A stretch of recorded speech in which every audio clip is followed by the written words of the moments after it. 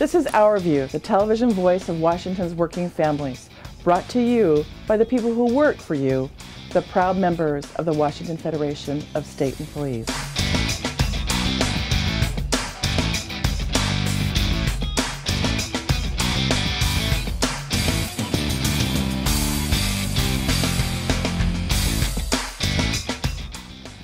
University of Washington Medicine has decided that stripping the rights of its workers is more important than providing exceptional health care.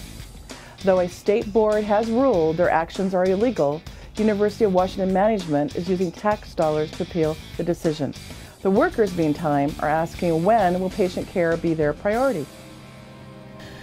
Patient care is our main focus, and right now our patient care to our patients is suffering because management has us doing things that are not quite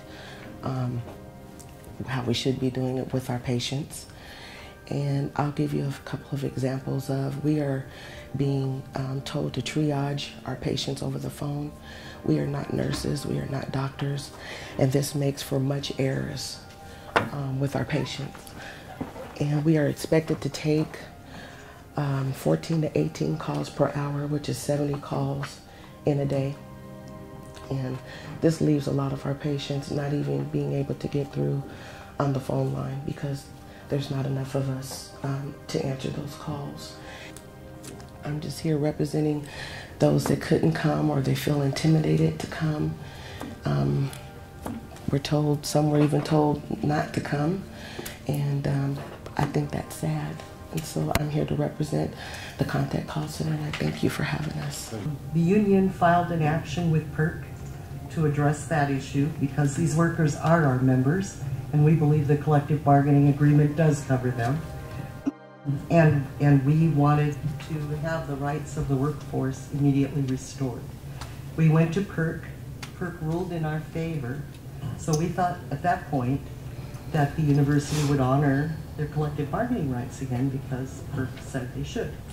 Instead, the university appealed, and because it's in appeal, are again denying these workers their collective bargaining rights. Management's refusing to engage in talks with the union, doesn't honor its obligations to the workforce, and is denying the workers a voice at work. The workplace is extremely stressful, morale is low, there are numerous reports of harassment and excessive discipline. Many workers have left employment despite the difficult job market. It's created a chilling effect in a hostile workplace. It undermines employee efforts to improve patient care standards and forces workers to publicize the mistreatment, eroding patient confidence in the University of Washington Medicine. So I come before you today to ask you, on behalf of the 40,000 workers I represent, to intervene and to encourage the University of Washington leadership to honor the contract that rightfully covers these workers, to drop the appeal of the PERC decision, and to allow our members to work in an environment of dignity and respect.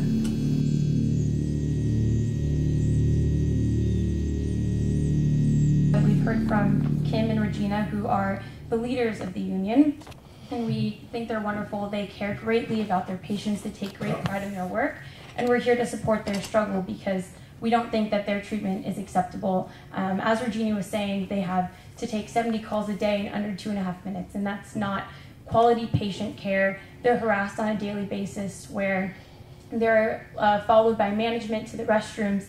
Management look over their shoulders as they work, and they turn on and off their phones throughout the workday. You know, USAS is a group that really stands up for human rights, and when they're abused, especially on our campus, we are here to support that because we really care about the workers here and about our university. So my question to you today is, why won't you recognize their union, and why are you using state dollars to appeal this court verdict? When you listen to traffic reports on your favorite radio station on your way to work in the morning, it may seem sometimes like they just make it all up. But no, a handful of employees around the state report to work early each morning, monitor the traffic in real time, and provide the information that helps you get there on time and keeps you safe. In the Olympic region and Northwest region, Seattle, Thurston, and Pierce counties, they have public information officers, as well as radio operators that are monitoring the cameras and the flow maps. And we feed information to local radio stations and television stations in the morning. We do that by emailing, phone calls, or live Twitter feeds. Other places in the state that maybe don't have a PIO that's in the traffic management center, there's still radio operators who are entering the information. If there's a blocking collision, they put it into what we call roads, and that shows up on our travel alerts page, and it feeds into the 511 system. So motorists who are calling into 511, they're getting that information from them. You can dial 511 and you will get up to the minute, it's real-time traffic information on any state highway. So all across the state, our traffic management centers, we have people that are going in, and if there's a blocking collision or heavy delays just because of volumes, they're putting that information into our system, which feeds into our webpage and the 511 system. All of our tools are really to know before you go. So you dial 511 before you leave for work. You shouldn't be on your cell phone, even if you have it away from your ear or driving with a Bluetooth. You should do all that before you leave. When I send out a tweet saying that there's lanes blocking on I-5 anywhere in Thurston or Pierce County, and then I look at our Twitter feed and see that the news stations are repeating that and reaching tens of thousands of drivers, I know that our message is getting out. And I also get thank you sometimes from followers saying, thanks for letting me know, I delayed my trip or was able to find an alternate route. I always ask motorists to please keep their eyes on the road. Nothing to see here, folks. Just keep your eyes ahead of you and keep moving, and there won't be any secondary collisions, that kind of thing. I think if people know what they're about to head into, then it's not such a shock. They have time to react, and also it cuts down on what we like to call looky-loos, which slows down and causes secondary collisions. The pontoons for the 520 bridge will be built in Grays Harbor County, an area of high unemployment. The work will be done by the Ironworkers Union, and they recently held a tryout day in Aberdeen to make sure that local workers get an opportunity for jobs that start at $22 an hour with union benefits. The goal is to hope to find some local apprentices to come down and work at the pontoons to help out the Aberdeen economy. And from what I see out here, seems like we got a lot of young men who are physically capable, just need some training, and they could be good ironworkers. I like to see people have opportunity that normally isn't there, and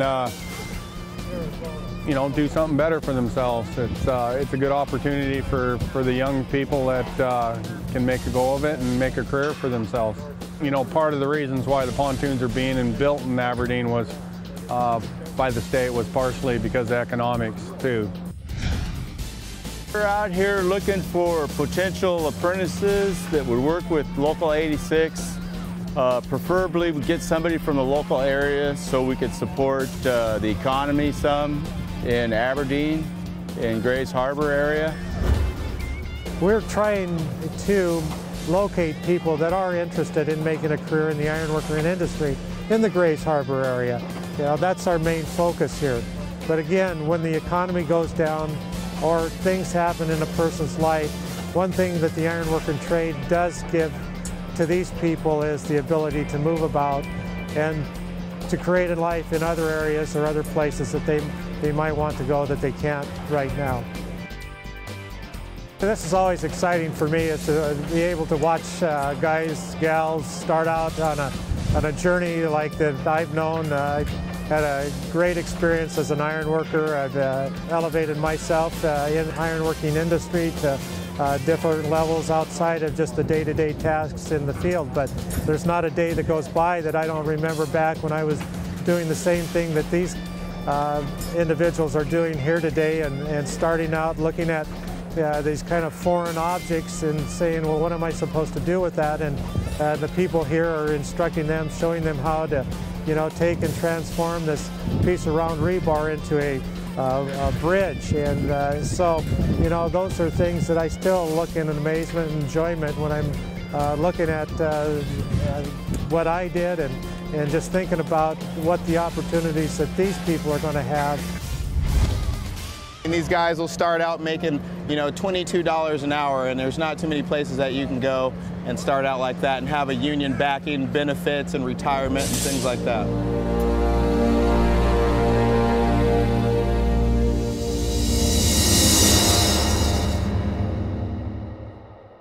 And look at our union history. Here's Ross Reeder. One of the earliest groups of private sector white-collar workers in our labor history to recognize the effectiveness of unionization was the newspaper writers, in spite of folks like William Randolph Hearst telling them they were professionals and that they figured out that a union would actually protect that professionalism. In the early 1930s, the fledgling American Newspaper Guild, led by the famous journalist Haywood Broun, formed and became an affiliate of the Congress of Industrial Unions, the CIO. It was the issue of professionalism that helped spur the small group of Seattle Post-Intelligencer writers to organize and strike in August 1936. So-called efficiency changes by management had resulted in dismissal of experienced workers who were replaced by inexperienced but cheaper workers. The Newspaper Guild had been around a few years by 1936, but had never been able to get the attention of the major newspaper mogul of the day, William Randolph Hearst. The Seattle PI was a Hearst paper. By arbitrary and capricious dismissal, the PI management set off a strike that would lead to actual recognition of the Newspaper Guild as the bargaining representative for editorial employees. The Seattle PI settlement was the first time the Guild had forced Hearst to grant union recognition. The Seattle PI also involved a little bit of union solidarity when Teamster leader Dave Beck supported the strike because the inability to get newsprint is a real problem for a newspaper. The story of the strike is described in the little book Unionism or Hearst, published in the late 1970s by the Pacific Northwest Labor History Association. In the 1990s, the Newspaper Guild merged first with the Typographers and then with the Communication Workers of America. Likely and reasonable matches. The Seattle PI is gone now, but Seattle Times, Yakima Herald Republic, and Bellevue Journal American are still union newspapers. Let's get really historic to end. Artists and musicians were well organized during the Greek and Roman eras, when the young Christian groups needed worship space. They were allowed to borrow union halls or temples. The artists and musicians laid water on the heads, a form of baptism, on the heads of their initiations. The early Christians adopted baptism as a rite from the unions. This has been Our View, brought to you by the members of the Washington Federation of State Employees.